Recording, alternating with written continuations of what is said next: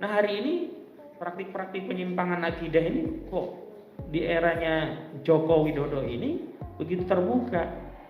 Padahal pada saat yang sama ketika ada ormas Islam yang concern dakwah amar ma'ruf nahi munkar, sebut saja Hizbut Tahrir Indonesia, Front Pembela Islam yang selama ini kencang amar ma'ruf nahi munkar hanya dengan dalih bertentangan dengan Pancasila, itu langsung dicabut HP-nya, langsung tidak dikeluarkan SKT.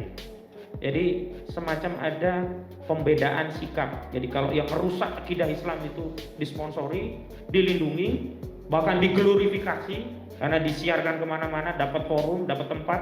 Ketika di demo juga dijaga aparat sedemikian rupa. Tapi begitu yang ingin mengingatkan umat dakwah amar ma'ruf nahi munkar, meluruskan akidah umat, ya ini justru buru-buru dibungkam.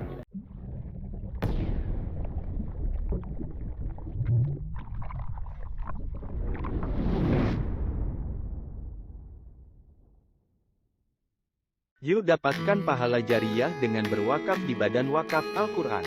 Mari ikut aktif membantu share dan membagikan informasi ini sebagai amal kebaikan Anda. Bisa beraudiensi, ketemu langsung. Langsung saja ke pokok permasalahan.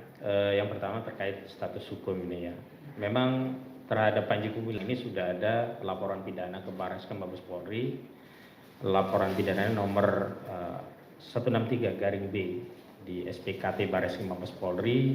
Pasal yang dikenakan adalah pasal 156A KUHP tentang dugaan tindak pidana penodaan agama. Karena memang apa yang disampaikan Panji Gumilang ini patut diduga memenuhi unsur-unsur sebagaimana diatur dalam pasal 156 KUHP tentang penodaan agama. Soal tentang Al-Quran itu kalamullah, itu kan sesuatu yang sudah maklum min adin bi aruri.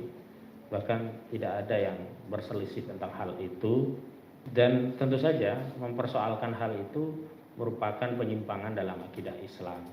Dan dalam konteks konstitusi memang penjagaan akidah agama termasuk di dalamnya Islam itu diatur dengan memberikan ancaman pidana bagi siapapun yang melakukan penodaan terhadap ajaran agama yang diakui di Indonesia, dalam hal ini termasuk agama Islam. Dan Majelis Ulama Indonesia tahun 2011 yang lalu juga sudah meneguhkan dengan munculnya fatwa keagamaan terkait indikator atau parameter apa sih yang bisa masuk kategori penodaan agama. Di antaranya yang mempersoalkan Allah, Nabi, Al-Quran, dan sejumlah ajaran-ajaran Islam. Dan mengenai Al-Quran kalamullah itu saya kira ini sudah selesai ya. Dan ini justru dipersoalkan oleh Panji Gumilang, meskipun semalam rekan kami Ustadz Ismail Ibrahim sempat menonton klarifikasi dari Panji Gumilang yang seolah-olah ingin mencabut statement semula yang mempersoalkan Al-Quran itu adalah kalamullah. Tapi menurut kami karena ini sudah masuk ranah pro justisia, jadi sebaiknya klarifikasi itu disampaikan di hadapan penyidik kepolisian dalam ini Barreskrim Mabes Polri, dan posisi kami adalah mendukung proses hukum itu, dan karena nanti kami minta juga aspirasi ini bisa diteruskan kepada Pak Kapolri. Ini berkaitan dengan proses hukumnya. Yang kedua ini berkaitan dengan eksistensi lembaga pondok pesantren. Jadi ada dua hal yang perlu kami sampaikan. Pertama, tentu saja terhadap santri-santrinya ini adalah aset bangsa, anak-anak didik kita. Tentu kita punya kepentingan untuk menjaga ya anak didik kita ini agar tidak terlalu jauh terbawa pada penyesatan akidah.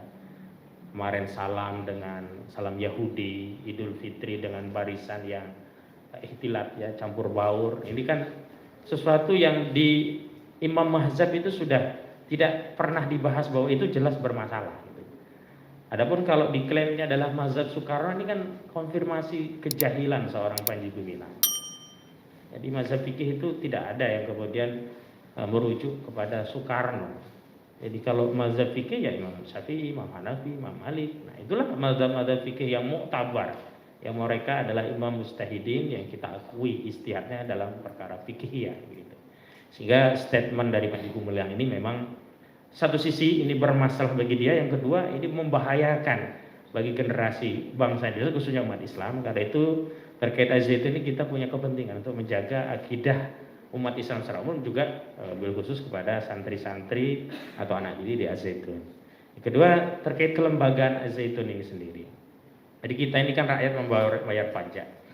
Tentu kita punya kepentingan agar pajak kita itu benar-benar digunakan untuk menjaga akidah umat. Bukan sebaliknya, justru dijadikan sarana untuk merusak akidah umat.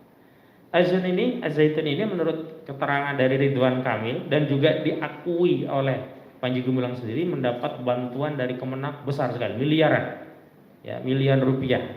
Walau Kemenak terakhir kemarin sempat mengklarifikasi, membantah dalam tanda petik.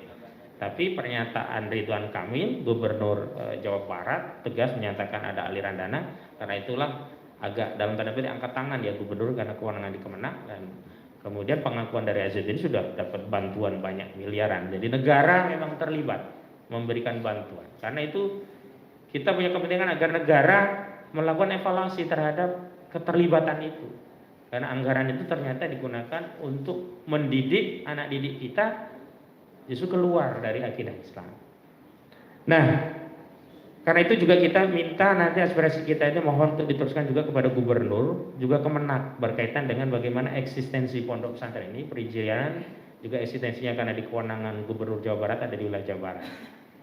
Dan yang ketiga kita juga minta karena kita butuh fatwa keagamaan yang konkret spesifik terhadap pernyataan Panji Gumilang ini, kita juga mendorong agar Majelis Ulama Indonesia mengeluarkan fatwa keagamaan. Terlepas ada fatwa keagamaan yang berkaitan dengan pemenuhan unsur pidana, nanti Bareskrim, nanti ahli agama nanti akan diambil keterangan. Tapi kita juga butuh fatwa keagamaan yang umum yang berlaku mengikat secara publik agar tidak ada lagi sesuatu yang serba permisif ya.